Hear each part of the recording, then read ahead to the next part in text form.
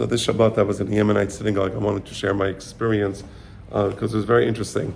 So the tefillah, they started 7:30 in the morning. Shachrit, Shabbat. I was invited to speak, so out of respect, I didn't want to just go and be there for the speech, but I wanted to pray with them. So they started 7:30 in the morning. They got to Kriyat Torah 8:15. That's pretty remarkable. It sounds like they were in a rush. They weren't in a rush.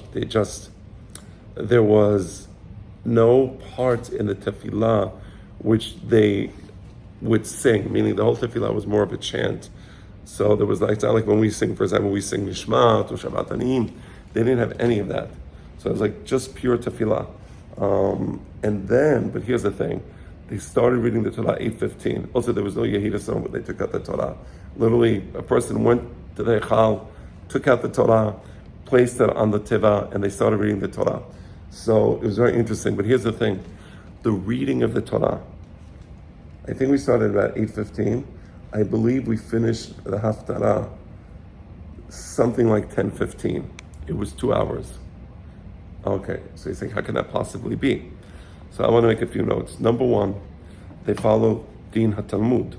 Din HaTalmud is that you read the Torah, Pasuk, in Hebrew, and then you have a Meturgeman on the side who reads it in Aramaic, and they did that.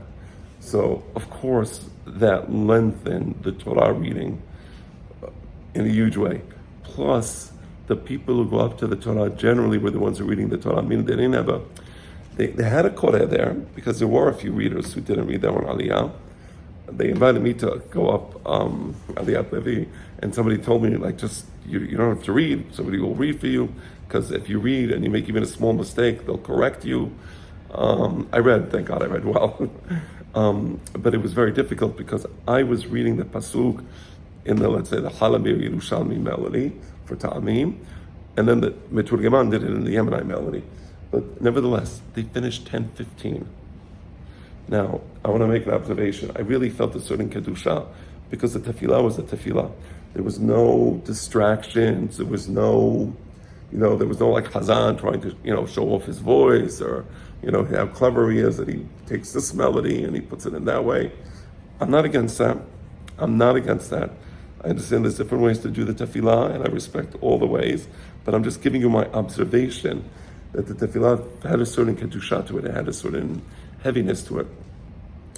But what was particularly powerful was the Kriyat Torah. You really felt like it was a class, and like sitting down for 2 hours and listening to the Pesukim. It was a very interesting experience. I'm not going to say it wasn't difficult for me. It was difficult because I'm not used to it. But I give them tremendous credit. Because they follow the Masoret. And the Masoret that they follow is a correct Masoret. Now, why am I saying this? Because now is the 3 weeks, soon it's going to be Rosh Chodesh Av. And I believe it was last year, if I'm not mistaken, that a well-known rabbi, Tamil Hacham, I respect him, Rabbi Avraham Yosef, he came out criticizing the Yemenites because they don't follow the laws of the 9 days like we follow the laws of the 9 days.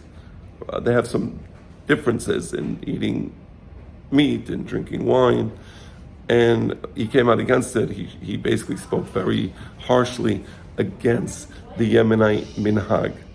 Here's what I want to say, respectfully, and again, I respectfully Avraham Yosef, he's a Tamil Chacham, so I'm not, chas v'shalom, denigrating him. But the idea that a kehillah that follows Din HaTalmud, that sits down for 2 hours for Kriyat Torah and follows Din HaTalmud, something that nobody else does, that we criticize them because they don't follow our minhag. You understand? It's a minhag. They don't follow the minhag that we follow with respect to meat and wine. I'm sorry, meat and wine. I may have said milk before, I'm not sure. That they have a different minhag for meat and wine during the 9 days. So we're going to criticize them. Why are they not following our minhag? Yesh makom shenagu v'yesh makom shenagu, right? That's minhag by definition is local. But al zeh amru hakamim medakdekin bekriyat echa umekilin bekriyat shema. Mamash exactly that. Yani Megillat echa right? You have to read it, and you missed it, and you didn't, and you said, it's a minhag to read Megillat Eicha, and we must read Megillat Eicha, and it's a huge mitzvah to read Megillat Eicha, because otherwise how are you going to remember Churban HaBayit, right? So of course we should read Megillat Eicha, but Medakdekin, how you don't follow our minhag on the 9 days, but we, meanwhile, we don't follow the Din Talmud to read the Targum, to read the Torah, one pasuk Hebrew, one pasuk in Aramaic. So I think we should show a little more respect to the Yeminite community. Maybe, not everybody wants to pray in the Yeminite Knesset. I understand, fine, because it is different. The melodies are different. The pronunciation of Hebrew is different. People don't understand it. Fair enough, no problem. But we should respect them because they really follow the Masoret.